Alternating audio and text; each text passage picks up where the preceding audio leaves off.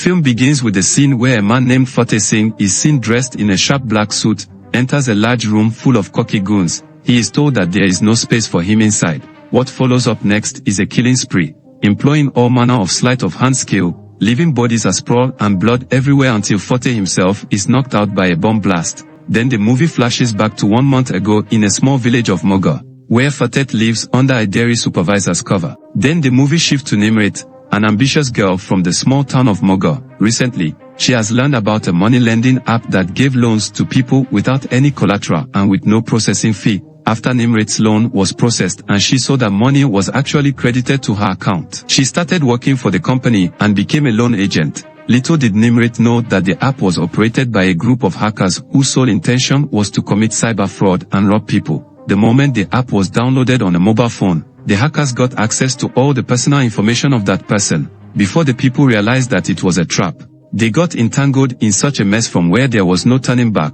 Through high interest rates and other fraudulent schemes, the hackers made sure that they stole all the money from those innocent people. Almost every second person in Moga had taken a loan through Nimrit, and when she got to know about what was happening, she got a bit worried as she didn't want the lives of her people to be destroyed because of her. Many times, Nimrit went to Delhi to meet with the people who had created the app, but she wasn't able to do anything. Then, one day, a man named Sonu, who was a victim of the loan scam, committed suicide. And that's when Nimrit decided to go to Delhi once again and try negotiating with the fraudsters. Nimrit was in contact with a woman named Khushi Sharma, who was part of a group that referred to themselves as the ethical hackers. Khushi had hacked into the database of the hackers who were running the loan app, which is why very dangerous people were after her life. After killing 4 of her colleagues, the hackers knew that Nimrit was in touch with Khushi, so to extract information from the former, they took her into their custody. When Nimrit did not return after a couple of days, her mother got worried, and she asked Fateh Singh,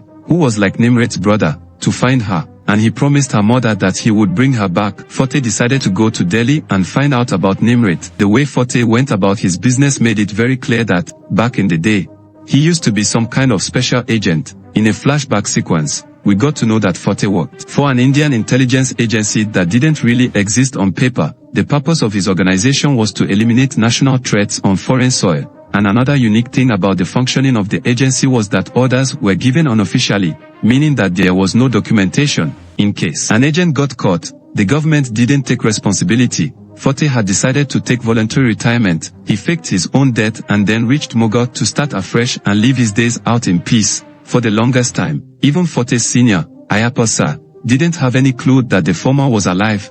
But after what happened in Delhi, he realized that Fateh hadn't died during his last job. The moment Fateh reached New Delhi, Fateh met Khushi, who helped him in whatever way she could by first giving him clue on how to find Chador, man responsible for Nimrit's disappearance. Chador ran an illegal call center in Old Delhi from where the day-to-day business of the hacker group was managed. Fateh killed Chador and his people after handing down some warning which they think he is only bluffing. And that's when he realized that Chador was just a middleman and the mastermind of the entire cyber scam was somebody who was quite influential. Fateh made a couple of discoveries while on the mission to find Nimrit. Firstly, he found out that a corrupt police officer named Nishit Vishwas was helping the hackers and that an affluent businessman named Satya Prakash Kumar was also involved with the entire scam. It was a man named Raaz who happened to be an ex-agent of the same intelligence agency where Fateh worked and was the mastermind of the hacker group. From then, they begin to trail Fateh's whereabouts but to no avail. Fateh gains access to Satya's residence and surprisingly kills all his guards, only to warn Satya to first shut down his software company, and if he finds out later that Satya is involved in Nimrit's disappearance, he come for him.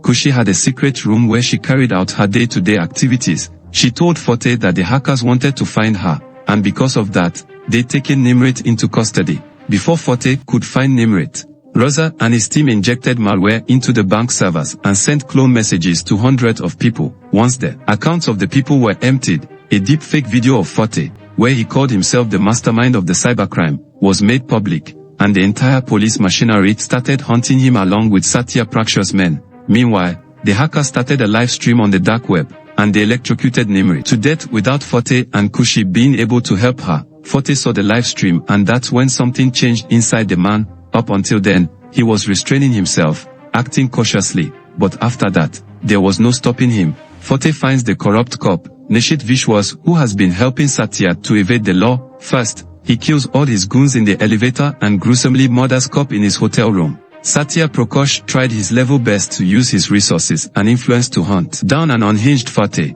but he wasn't able to do so. Satya Prakash abducted Khushi, but before he could kill her, Fateh arrived at the scene and rescues Khushi and ties Satya Prakash on the executioner seat and livestream his electrocution just like Satya used to do to his victims. And then he went after Raaz. Fateh literally annihilated an entire army in 2 different sets. This scene explains the first scene of these movies where Fateh executed every goons then got thrown away after a bang. He rises to his feet and faces another set of goons in red suit. Fateh fight and kills all in a most gruesome manner because this protagonist has not particular preferred arms, so, from use of hammer to axe and dagger, as long as the tool is as fatal as a gun, Fateh is a beast. Before he confronted Raaz, he shot both him and Raaz's assistant dead.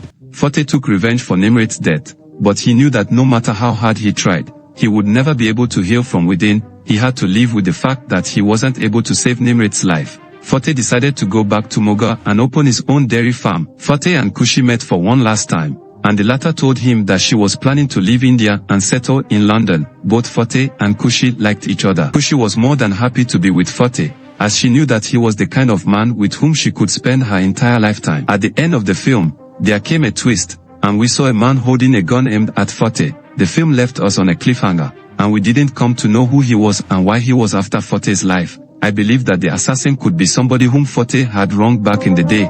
This is where the film ends. Kindly subscribe to this channel, click the like and share buttons and smash the notification bell to support this channel. Thanks for watching.